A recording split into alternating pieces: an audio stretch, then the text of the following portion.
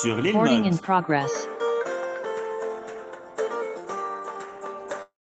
Shalom à toutes et à tous, on est très content de se retrouver. Yom Yerushalayim Sameach à toutes et à tous.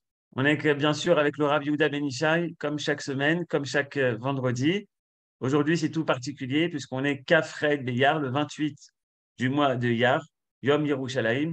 Et le titre aujourd'hui qui a été choisi par le Rav Ben Ishai de la communauté de Emunah Shlema, c'est La perle cachée. Également, Parashat Bamidbar. Bechavod Harav. tous et à toutes, Chag Sameach et Shabbat Shalom évidemment. Alors aujourd'hui, on est un jour tout à fait particulier. Ceux qui sont à Yerushalayim le sentent. Dans les rues de Yerushalayim, hier, avec cette foule extraordinaire de jeunes qui ont envahi les rues de Yerushalayim, se sont dirigés vers le Kotel et ont créé un sentiment que la mère, cette mère extraordinaire qui nous attendait depuis 2000 ans, a ouvert ses bras pour accueillir tous ses enfants. Et il n'y avait plus de place, il n'y avait plus la place d'arriver même jusqu'au Kotel. Et ça nous laisse entrevoir combien, en fait, on a avancé dans notre processus de la Géoula, puisque Yerushalayim, qui était considérée comme une veuve désolée, comme c'est marqué dans la Megillah de Echa, la Megillah des Lamentations, voilà qu'elle se retrouve plein de ses enfants qui chantaient, couraient avec des drapeaux. Et voilà que notre paracha, la paracha de Bamidbar, est une paracha qui nous laisse deviner que le but, en fait, de la sortie d'Égypte était de nous préparer à être un peuple qui serait capable d'hérisser bien haut ses drapeaux.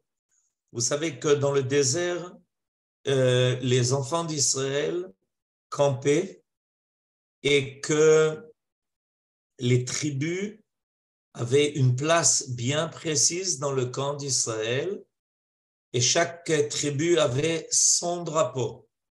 Et on savait se retrouver dans le camp d'Israël, de trouver sa tribu par l'intermédiaire de ces drapeaux qui étaient hissés bien haut et qui laissaient deviner où était la tribu de Yehuda, où était la tribu de Réhouven, où était la tribu de Ephraïm, où était la tribu de Dan.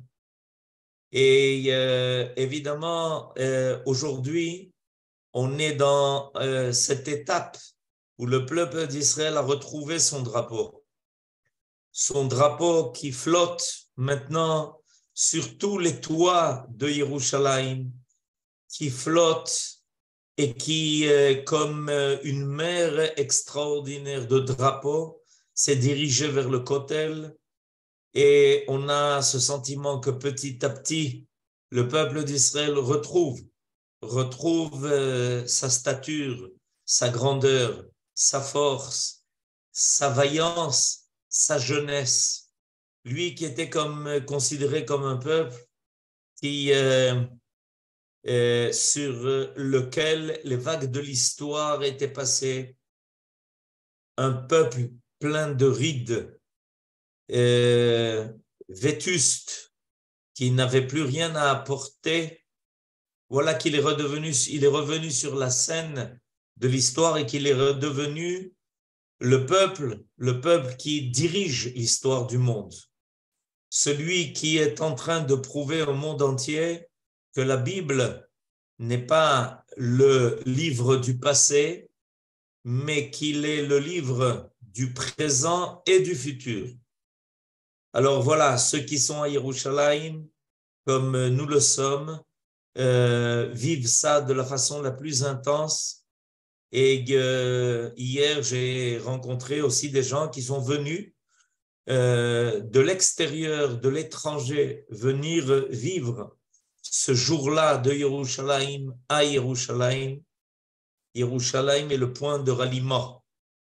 Il y a un temps où on prétendait que tous les chemins mènent à d'autres capitales du monde. Aujourd'hui, tous les chemins de l'histoire de l'humanité mènent à Yerushalayim. Qui ne pense pas, ne parle pas, ne se réclame pas de cette ville extraordinaire. À la fin de notre paracha, de la paracha de Bamidbar, la paracha de Bamidbar est donc la première paracha du 4e livre de la Torah. On va nous donner les détails des rôles qui vont être assumés par les 3 familles de la tribu de Lévi. La tribu de Lévi comportait 3 familles, Kehat, Gershon ou Merari. Et la paracha de cette semaine, la paracha de Bamidbar, va se terminer par le rôle de la famille de Kehat. Les Kehatim, ceux qui vont aussi donner finalement les Kohanim, sont considérés comme la famille la plus noble parmi la famille des Lévi'im. Et ils reçoivent comme rôle de transporter dans le désert les instruments, les parties les plus importantes, celles qui ont le plus de Gdusha du tabernacle, et celles qui vont être responsables de transporter, comme Rashi va nous l'indiquer d'ailleurs, il va nous expliquer qu'ils avaient reçu ce qui s'appelle le rôle de transporter le Kodesh à Kodashim. Je vous lis le verset dans le chapitre 4.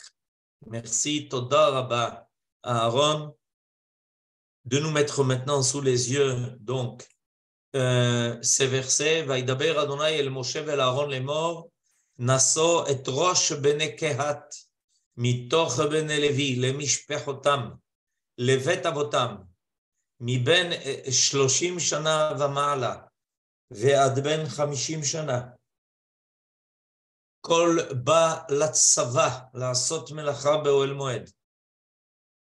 Donc, il fallait dénombrer par famille tous ceux qui faisaient partie des Bnei Kehat, et ils devaient remplir leur rôle entre 30 ans et 50 ans, tous ceux qui faisaient partie de cette armée. Le peuple d'Israël a 2 armées. Il a une armée qui combat les ennemis de l'extérieur, ceux qui vont affronter, ceux qui veulent mettre en danger l'existence même d'Israël. Au début de la paracha, on parle de cette armée, celle qui va assurer et assumer l'existence même du peuple à son niveau physique. Par contre, la famille de Kehat, des Lévi'im, elle avait comme rôle d'assurer l'existence spirituelle. Et elle était responsable donc de transporter, et elle s'appelle Tsava, l'armée aussi, de transporter ces ustensiles. Verset Dalet. Zot avodat bene Kehat be'oel moed kodesh hakodeshim. Dans le cadre de la tente d'assignation, il devait s'occuper du kodesh hakodeshim, c'est-à-dire du Saint des Saints. Et voilà ce qui est dit dans le verset Vav, dans le verset Hei, pardon.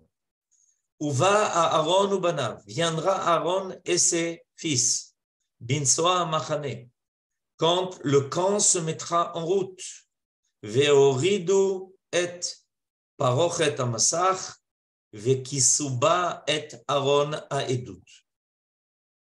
Quel était le rôle? Le rôle va être de transporter, je vous lis Rashi sur le pasuk Dalet, Kodesh HaKodashim, nous dit à Aaron, Amekudash, nous dit Rashi, sur ce verset, Kodesh HaKodashim, Amekudash Shebekulan, ce qui est le plus important, le plus saint, Aaron, c'est-à-dire le tabernacle, là où se trouvaient les tables de la loi et le Sefer Torah écrit par Moshe, Ve'ashulchan, la table avec les pains d'assignation, Ve'amenora et le chandelier, Ve'amizbechot et les deux autels, celui sur lequel était offert l'encens et les sacrifices, Vea Parochet, et donc ce rideau qui séparait le Beth Amikdash en plusieurs parties et qui isolait le Kodesh HaKodashim, là où était déposé le Aaron HaEdut, Aaron HaBrit, c'est-à-dire l'endroit même où reposaient les deux tables qui avaient été descendues du Sinaï. Avec les hacharet et tous les ustensiles qui servaient à cela. Alors on a comme ici la définition donc de la famille de Kehat, et on voit qu'il s'occupe des choses les plus importantes. Il s'occupe du Aaron, du Shulchan, de la Menorah, des Mizbechot, de la Parochet. Et quel était le rôle de Aaron? Et là, on va rentrer dans la deuxième phase, la deuxième partie du travail, du service des Bnei Kehat. Et cette deuxième partie des Bnei Kehat est tout à fait importante. Non seulement ils avaient comme rôle de transporter tous les ustensiles les plus saints, les plus importants du Ohel Moed, de la tente d'assignation, mais ils avaient surtout auparavant le rôle de les couvrir, de les cacher. Alors, dans le verset He, on voit ce qui est marqué à propos de Aaron. On reprend le verset He, regardez ce qui est marqué. Voilà. Uba à Aaron ou Banav, et viendra à Aaron avec ses fils, Binsoa Amachane, au moment où le camp doit se mettre en marche. Ve'oridu et parochet amassach. Et ils doivent enlever la parochet. La parochet, c'est donc ce rideau qui isole le Kodesh HaKodashim. Et en général, évidemment, il est fermé. On ne voit pas, le Kodesh HaKodashim est fermé. Il est fermé par la parochet. On ne voit pas ce qui s'y passe. Là-bas est la demeure de la Shrina. Le seul qui a véritablement accès est le Kohen Gadol à Aaron, le jour de Yom Kippourim. Et quel rôle reçoit-il ici? Il reçoit, au moment où on commence à démonter le Ohel Moed, d'enlever la parochet, d'enlever ce rideau et de tout de suite couvrir le Aaron HaEdut, c'est-à-dire le tabernacle, de façon à ce que personne ne puisse voir le tabernacle, même pas la famille de Kehat. La famille de Kehat, en fait, va transporter le tabernacle alors qu'il est complètement recouvert. On ne le voit pas parce que Aaron a tout de suite mis dessus, sur lui, la parochet. Et les Bnei Kehat vont avoir comme rôle de recouvrir tout ce que Rashi nous a rappelé, non seulement d'une couverture, mais de plusieurs. En fait, avant de se mettre en route, il y a un travail de la part des Bnei Kehat de mettre tous ces ustensiles dans quelque chose qui va les cacher, qui va les mettre au secret. En fait, il faut savoir que plus quelque chose est kadosh, plus il est caché. Il est caché à nos yeux. On est dans un monde où l'essentiel est caché. Et c'est pour ça que le monde, en hébreu, se dit olam, du mot ne'elam. On est dans un monde où Dieu a caché sa présence. En fait, pour pouvoir accéder au secret du monde, c'est-à-dire y découvrir la main divine, il faut beaucoup de Kedusha. Il faut beaucoup de préparation à cela. Il faut que l'homme soit disposé à rencontrer quelque chose qu'il ne voit pas seulement de ses yeux, mais qu'il puisse aussi voir de son esprit et de son cœur. Le regard extérieur est un regard qui, très souvent, trop souvent, trompe. Et on a besoin pour ça, des fois, pour distinguer véritablement la Kedusha, on a besoin de fermer les yeux précisément. Akadosh Baruch Hu a occulté la Kedusha dans son monde. Seulement ceux qui la cherchent, la recherchent, veulent se laisser guider par la Torah pour découvrir dans notre monde la Kedusha, arriveront finalement à la distinguer.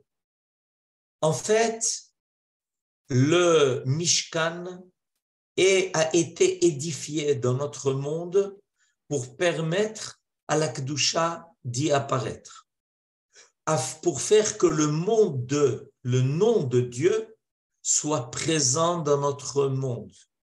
Mais le nom de Dieu est une lumière très puissante, est une lumière qui aveugle. Et c'est pour ça que, en général, ce nom-là, son apparition, sa présence est cachée dans le Kodesh HaKodashim. Il faut être à un niveau extrêmement élevé pour l'aborder, pour pouvoir le rencontrer. Parce que quelque chose qui est Kadosh peut se rencontrer par des hommes de Kedusha. Pendant des milliers d'années, Akadosh Baruch Hu a caché la Kedusha de Yerushalayim. Yerushalayim était en ruine.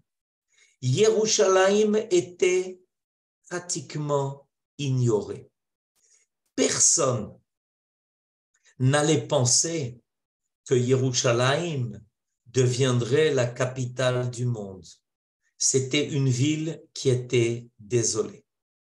Akadosh Baruch Hu a couvert Yerushalayim d'un manteau de ruines, de façon à ce qu'elle ne soit pas accessible. Dieu se contentait de Yerushalayim shel Ma'ala, de Yerushalayim d'en haut. Et on savait rêver, fermer les yeux et voir très haut dans les cieux cette Yerushalayim, cette ville qui sur terre était recouverte de poussière. Et voilà que tout d'un coup, il y a de cela moins d'un siècle, Yerushalayim commence à se secouer de sa poussière. Voilà que petit à petit, les enfants de ce peuple kadosh reviennent et ils rentrent par les portes de Yerushalayim. Et il y a 56 ans, ils rentrent dans les portes de la ville qui est entourée des murailles. Il y a plusieurs enceintes à Yerushalayim. À chaque fois, on est invité à pénétrer une enceinte de plus. On est invité à rentrer plus profondément dans Yerushalayim pour y découvrir ses secrets. De la même façon que quand on était installé dans le désert et que le camp était installé, alors évidemment, tout était en place. Il y avait les kelim du Mishkan à leur place, là où il fallait, visibles pour ceux qui y servaient. Les Lévi'im rentraient dans une partie du Mishkan. Les Kohanim, plus de l'avant, ceux qui servaient pouvaient aller voir même la menorah, le chandelier pour l'allumer, le shulchan avec le pain pour le prendre chaque Shabbat et le consommer, et le Kohen Gadol pour rentrer même dans le Kodesh HaKodashim. Quand on se met en route,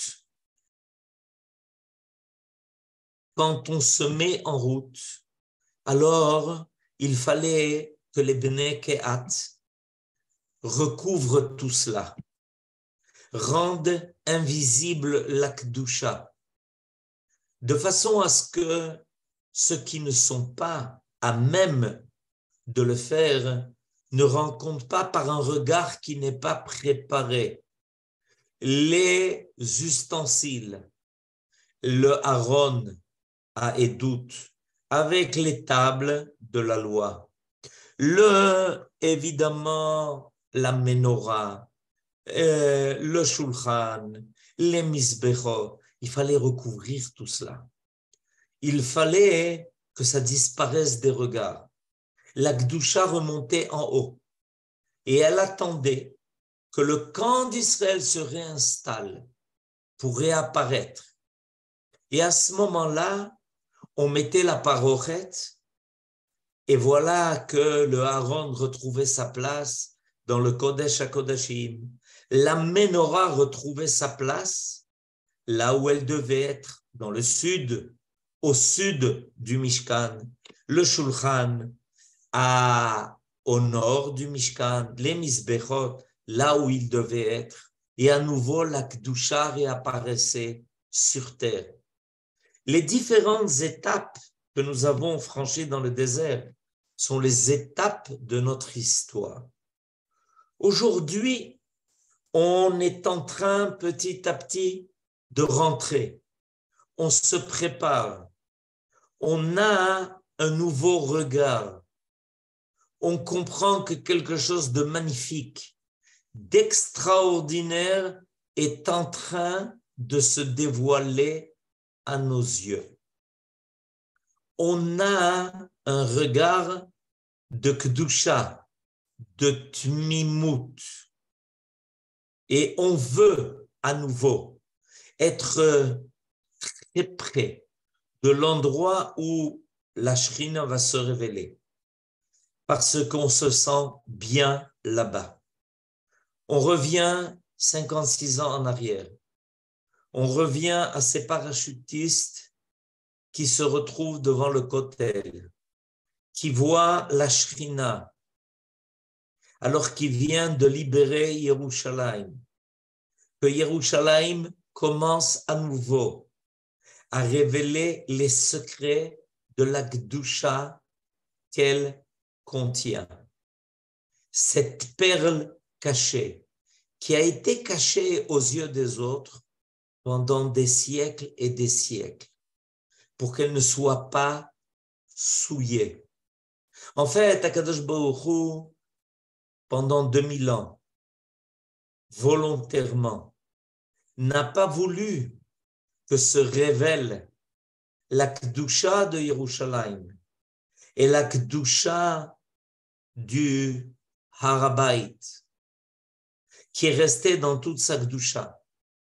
Elle a même été recouverte, cette Kedusha, par ceux qui l'ignoraient et qui ont en fait un terrain de déchets. Ils ont en fait un terrain de déchets pour recouvrir tout cela.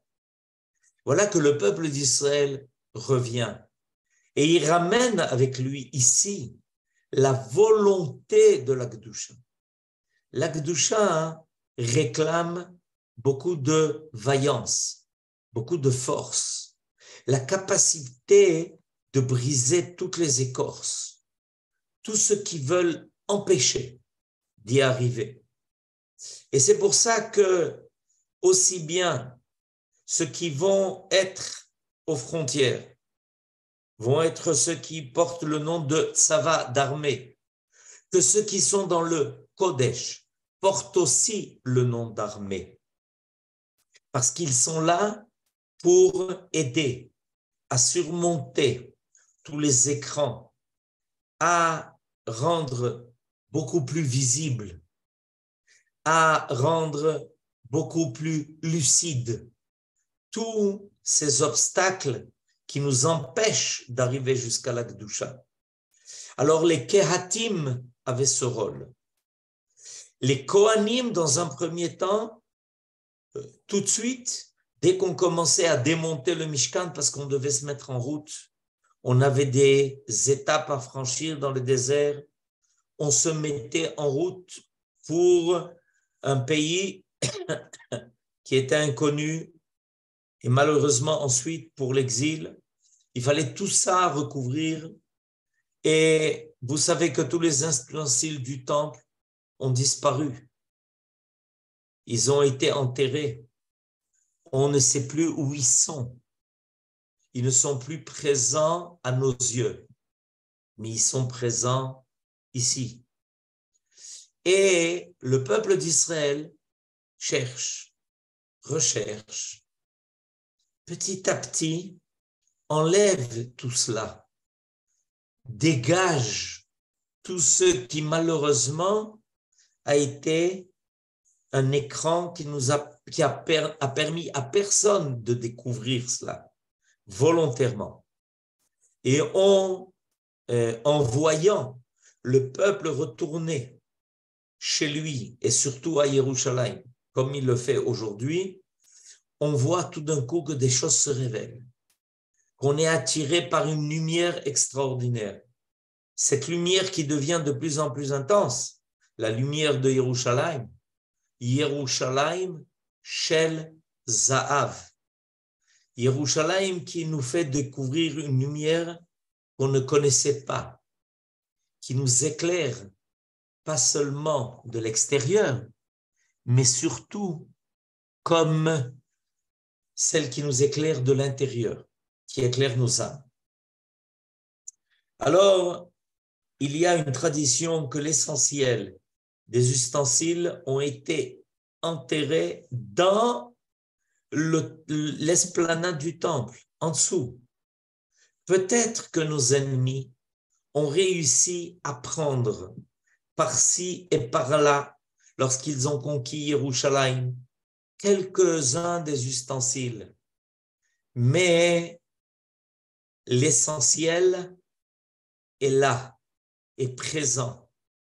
Plus nous les désirons, plus nous voulons le Kodesh, plus nous sommes prêts à surmonter toutes les difficultés, plus on surmonte ce qui malheureusement nous a rendus faibles et peut-être loin de la Kedusha pendant tellement de siècles et d'années, plus on surmonte cela, plus Yerushalayim nous appelle. Ce que l'on voit aujourd'hui à Yerushalayim n'est pas depuis longtemps. Ce n'était pas comme ça auparavant. Et il y a tout un processus qui se fait. Et ce processus est double. Il est que, au fur et à mesure que le peuple d'Israël s'élève, découvre son identité, révèle ce qu'il est, se révèle à lui-même et au monde entier ce qu'il transporte, sa volonté d'amener au monde tout le contenu du message divin. N'oublions pas que nous sommes en chemin vers Shavuot, que notre volonté est d'amener avec nous ce message dont nous avons été les seuls à le recevoir au Sinaï. Et nous l'amenons maintenant à Tzion. On l'amène maintenant à Tzion, au Har Tzion. Et voilà que petit à petit, au fur et à mesure, nous recevons la révélation de toute la Gdusha qui est contenue et dans notre terre et surtout dans notre ville. Et finalement, cette Gdusha va être tellement évidente qu'elle va se révéler et qu'elle va apparaître au grand jour.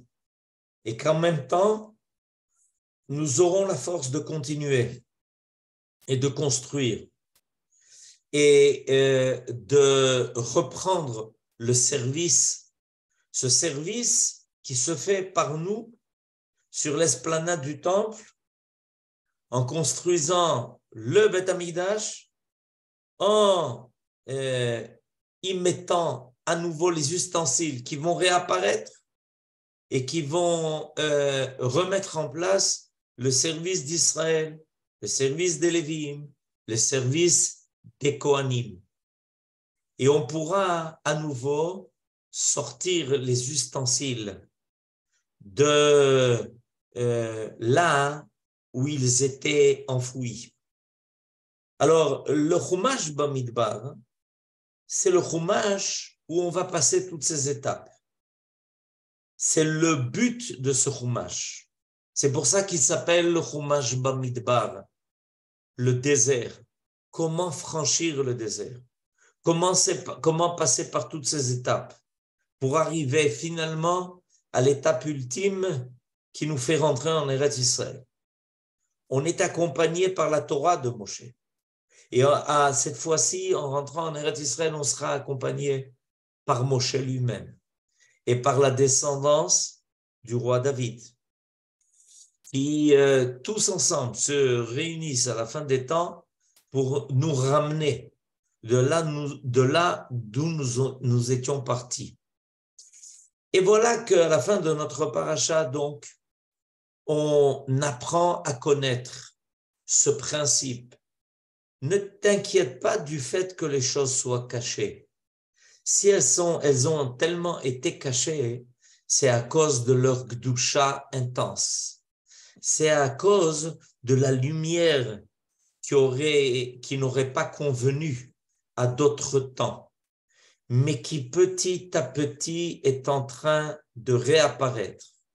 Ce que nous avons connu, ce miracle de la reconquête de Yerushalayim, du Kotel, il y a 56 ans, était une étape. Et aujourd'hui, on est en train d'en franchir encore d'autres. Aujourd'hui, on est en train d'avancer pour la révélation de ce qui se trouve au-delà de ce qui a déjà été conquis et qui va l'être aussi, encore plus que ça a été auparavant. Portons donc cette Kedusha, avançons vers ce que Yerushalayim veut nous faire découvrir. Sachons que finalement, c'est Yerushalayim qui va nous élever au-dessus de toute division, qui va ramener cette union, Ke'ir shechubrala yardav, qui amène à une situation où tout le monde se retrouve ensemble, unis, qui va nous faire monter. Et dans le chapitre de Teilim qui est consacré à Yerushalayim, le chapitre Kuf Kavbet, 122, il y a marqué que à Yerushalayim, merci, Toda Rabba, on va le lire ensemble, ce chapitre de Teilim, Shir HaMa'alot le David, Samachti be'omrim li, Bet Adonai nelech, Omdot hayu raglenu, Bisharayich Yerushalayim. ירושלים הבנויה כעיר שחוברה לה יחדיו, ששם עלו שבטים, שבטיה עדות לישראל, להודות לשם אדוני, כי שם ישבו כיסאות למשפט, כיסאות לבית דוד, שאלו שלום ירושלים, ישליו אוהבייך, יהי שלום בחילך, שלווה בארמנותייך, למען אחי ורעי, אדברנה שלום בך, למען בית אדוני אלוהינו, אבקשה טוב לך. Il est marqué ici que quand nos jambes, je suis au verset bête, Romdot ayu raglenu, quand nos pieds, nos jambes arrivent aux portes de Yerushalayim, Bisharaïch Yerushalayim, nous sommes Zéou. Nous sommes en route pour le Beth Amikdash. Hier, par 2 fois, j'ai essayé de rentrer par ces portes de Yerushalayim. Et il y avait là-bas des policiers qui m'ont dit « On voudrait tellement vous laisser passer, mais c'est déjà plein. » Et on avait de quoi pleurer de joie de cette idée qu'on ne pouvait pas avancer plus, non pas parce que les portes étaient fermées, mais parce qu'elles avaient été tellement grandes ouvertes qu'il n'y avait pas de place pour ceux qui voulaient encore y arriver. Yerushalayim nous appelle, Yerushalayim nous fait grandir. Shesham alu shevatim, au Pasuk Dalet. C'est là-bas que les Shevatim s'élèvent. Les tribus grandissent et s'élèvent. Shivteya, parce qu'elles sont les tribus de Dieu. Et que Israël en est la preuve. Aïdout les Israël. Et notre but, évidemment, c'est de glorifier ce Dieu qui nous donne victoire. Non seulement victoire sur nos ennemis qui ont voulu nous repousser de Yerushalayim, mais victoire sur tous ces écrans qui petit à petit s'effacent pour nous laisser deviner la Kedusha qu'il contenait en elle, cette perle cachée qui est en train de dévoiler ce qu'elle est dans l'écran où elle a été gardée. Shabbat Shalom et Chag Sameach. Shabbat Shalom, Toda Rabba Rabban Ishai, Chag Sameach à tous. Vous allez pouvoir ouvrir le micro. Et spécialement, on a une chanson en français cette fois, d'un ami qui s'appelle Eyal Alouche, qui a plein de talent. Et c'est une chanson qu'il a sortie pour Yom Yerushalayim qui s'appelle Ma Jérusalem. Dans quelques secondes, vous aurez également les paroles qui seront à l'écran, qui parlent justement de Yerushalayim, la capitale éternelle de Am Israël. Shabbat Shalom à tous, vous pouvez ouvrir les micros.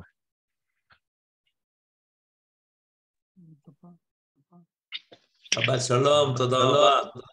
Shabbat Shalom, Rav. Shabbat Shalom. Toda Rabba. On dit qu'elle est sainte, on l'appelle vie de la paix. Faut être à la hauteur si tu veux d'être du respect. Te juge à ta crainte, approche pas si t'es dans l'aspect. C'est la plus attirante, le problème c'est que tout le monde le sait. Trop souvent conquise, détruite puis délaissée. Décor, même frôler la mort, mais elle a été promise à son peuple qui l'adore. Bien sûr j'en ai vu d'autres, des grandes, des belles. La seule qui me fait vibrer, c'est elle, c'est elle. C'est tellement beau que des fois je m'arrête.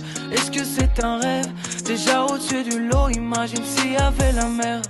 Dis-moi que tu m'aimes, en ma Jérusalem. Dis-moi que t'es jalouse quand je te remplace par une parisienne. Dis-moi que tu m'aimes, en ma Jérusalem. Moi je ne t'oublie pas, mais tu sais l'erreur est humaine. Ouais, ça c'est l'amour, 2000 ans que ça n'a pas changé. Toujours dans notre cœur, on l'a jamais oublié. Elle a traversé l'histoire des peuples, elle en a vu passer. Deux fois on l'a quitté, le retour c'est pour l'éternité. Alors on nous la conteste, la jalousie se manifeste. Mais on reste fort, même s'il faut faire des efforts. On n'a jamais perdu l'Est. Son peuple qui l'adore.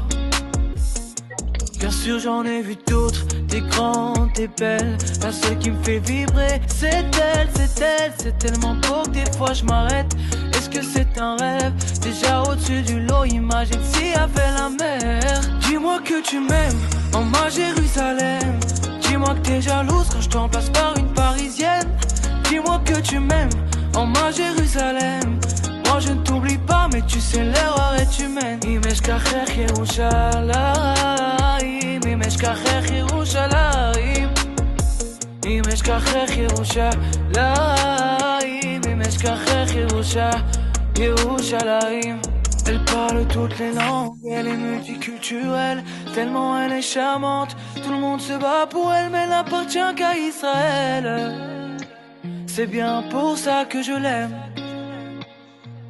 Dis-moi que tu m'aimes, en ma Jérusalem. Dis-moi que t'es jalouse quand je te remplace par une parisienne. Dis-moi que tu m'aimes, en ma Jérusalem. Moi je ne t'oublie pas, mais tu sais l'erreur est humaine. אם אשכחך ירושלים, אם אשכחך ירושלים, אם אשכחך ירושלים, אם אשכחך ירושלים, אם אשכחך ירושלים, אם אשכחך ירושלים, אם אשכחך ירושלים, אם אשכחך ירושלים, אם אשכחך ירושלים, אם אשכחך ירושלים, אם אשכחך ירושלים, אם אשכחך ירושלים. Voilà, Chag Sameach à tous. Et Shabbat Shalom. C'est quoi les noms de ce chanteur? Redonnez-nous les coordonnées, c'est très